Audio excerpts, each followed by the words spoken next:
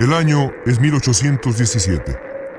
Una familia encabezada por John Bell, próspero granjero y comerciante del sur de Estados Unidos, disfruta de una vida tranquila cerca del pueblo de Clarksville, en Tennessee.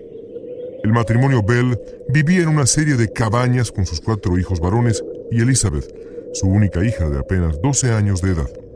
La de los Bell era una vida típica para una familia sureña de la época. Todo era trabajo, religión y familia.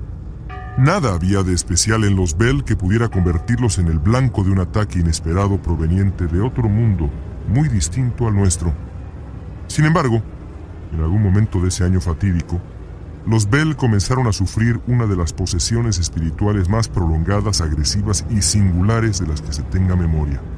Al final, la historia de la relación entre la familia Bell y el extraño ser que los persiguió durante décadas se convertiría en una de las historias más escalofriantes del siglo XIX en Estados Unidos.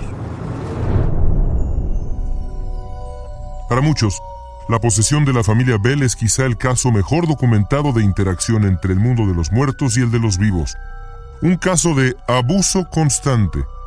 El primer encuentro de la familia Bell con el curioso ser que revelaría su identidad tiempo después ocurrió en el cuarto que ocupaba la pequeña Elizabeth Bell. Una mañana, al despertar, la única hija de John y Lucy Bell se quejó de haber escuchado cómo una enorme rata roía una de las patas de su cama. Su padre subió a investigar y encontró que, en efecto, una pata de la cama mostraba todo tipo de mordeduras, algunas demasiado grandes como para corresponder a un roedor normal. Con el paso de los días, esa pata de la cama apareció cada vez más desgastada. Pero eso no era lo peor del caso. A pesar de distintos intentos, la familia nunca pudo ver ni atrapar al roedor responsable de lo que estaba pasando. Los Bell concluyeron que algo, pero no una rata, estaba en efecto mordiendo noche a noche las patas de la cama de Elizabeth. Parecía querer alcanzar a la niña. El estremecedor misterio de la cama de Elizabeth sería solo el principio del encuentro de la familia Bell con un espíritu como ningún otro. El raro suceso alrededor de la cama de Elizabeth Bell fue apenas el primer episodio de una larga lista que se extendería con los años. A los pocos días de haber registrado el fenómeno de las patas roídas de la cama, la familia empezó a percibir otra manifestación por demás inquietante. En varios rincones de la casa era posible escuchar lo que parecía ser el sonido inconfundible de un bebé alimentándose, succionando el pecho de su madre. El sonido se presentaba día y noche, haciendo imposible el descanso en casa de la familia Bell. Al poco tiempo empezaron a ocurrir nuevas muestras de presencias paranormales. Cierto día, la familia despertó para encontrar sus muebles desordenados o puestos de cabeza. En otra ocasión, varios de los hijos sufrieron el ataque de un agresor invisible que los golpeaba o les jalaba el cabello con saña y furia. Todos estaban perdiendo la razón. Después de varias semanas de abuso, John Bell decidió confiarle su situación a un amigo cercano. Invitó a un vecino para que fuera testigo de lo que ocurría por las noches en la casa embrujada. Para sorpresa del vecino, de apellido Johnson, los ataques volvieron a suceder. El espíritu comenzó a golpear a Elizabeth Bell ante los ojos del aterrado señor Johnson. Más adelante, los Bell optaron por una estrategia distinta, pensando que la presencia de otras niñas de edad parecida a la de Elizabeth podría quizá disuadir al fantasma. Los Bell pidieron a las amigas de su hija que pasaran la noche en el mismo cuarto. Al espíritu que vivía en esa casa no le gustó nada la idea. La aparición agredió a todas las niñas que osaron compartir la habitación de la desafortunada Elizabeth Bell. Lo que es peor, de alguna manera el espíritu pareció fortalecerse con la presencia de otras niñas. Tan es así que, de acuerdo con la historia que nos llega desde el siglo XIX, el espíritu comenzó a manifestarse afuera de la casa, donde empezó a interactuar con personas en los alrededores.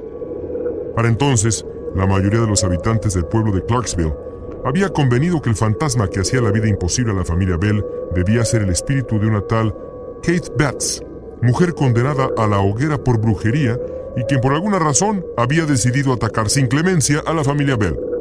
A partir de entonces, la aparición sería conocida como la Bruja Bell. Cuando esta bruja comenzó a salir de la casa de la familia, la historia adquirió un matiz no solo imprevisto, sino completamente inusual. Es muy raro que una aparición declare sus intenciones, interactúe con libertad y frecuencia con la gente a su alrededor, o incluso que se comunique verbalmente. Sin embargo, eso fue exactamente lo que comenzó a pasar con la bruja que acosaba a la familia de John Bell a principios del siglo XIX al sur de Estados Unidos.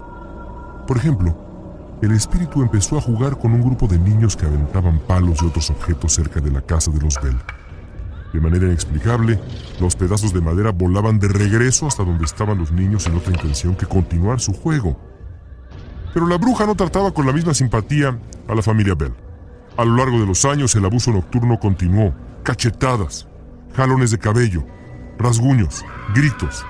El sufrimiento de los Bell era tan grande y frecuente que varios religiosos y amigos de la familia empezaron a idear maneras de acabar con la maldición.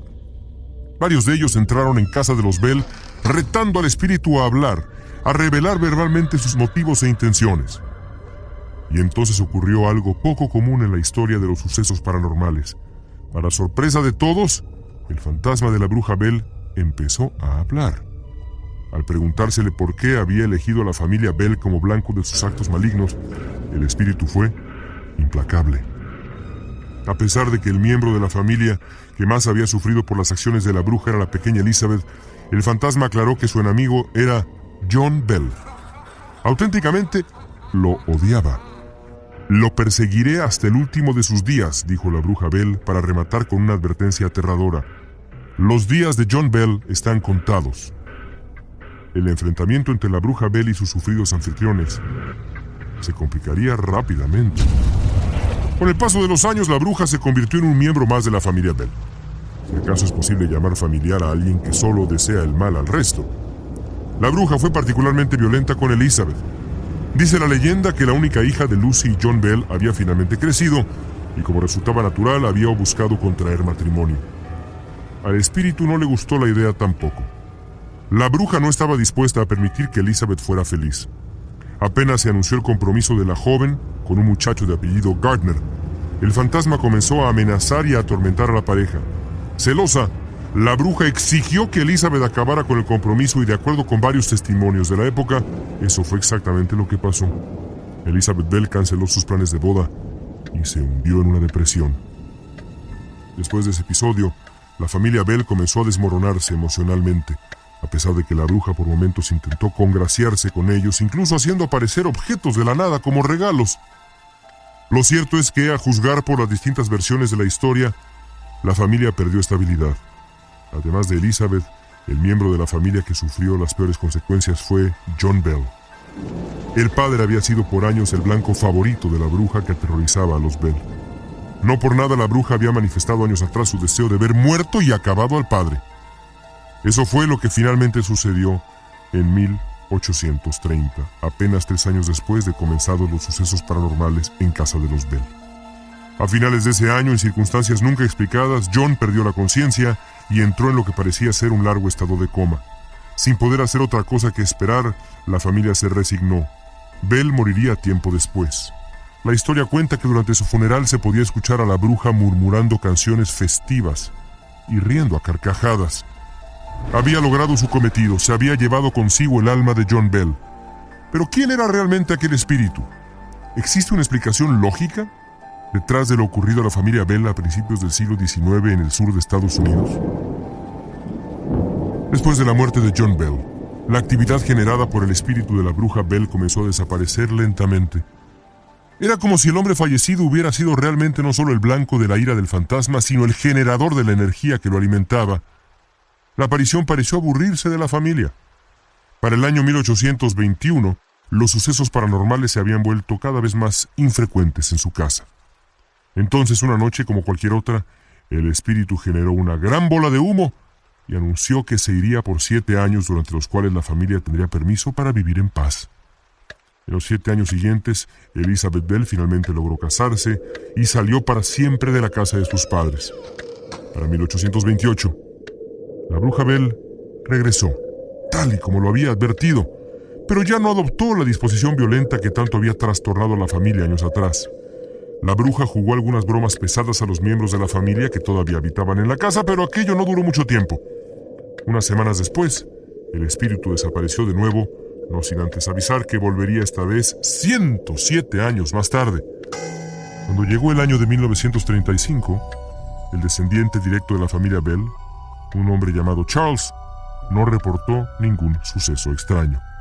La bruja Bell se había ido para siempre. Por alguna razón ese fantasma tan activo y violento simplemente había desaparecido. ¿Por qué? Es difícil saberlo. Hay quien supone que se aburrió tras la muerte de John Bell, contra quien sentía especial coraje. Pero hay quienes señalan que la bruja dejó en paz al resto de los Bell porque su intención era acabar con el padre de familia que escondía, se dice, secretos espeluznantes, entre ellos la sospecha de haber abusado precisamente de su hija Elizabeth. La bruja en el fondo pudo haber estado cobrando venganza que Elizabeth simplemente no podía encontrar. En cualquier caso, la bruja Bell decidió irse para siempre, dejando tras de sí, como tantos otros espíritus, misterio e incertidumbre.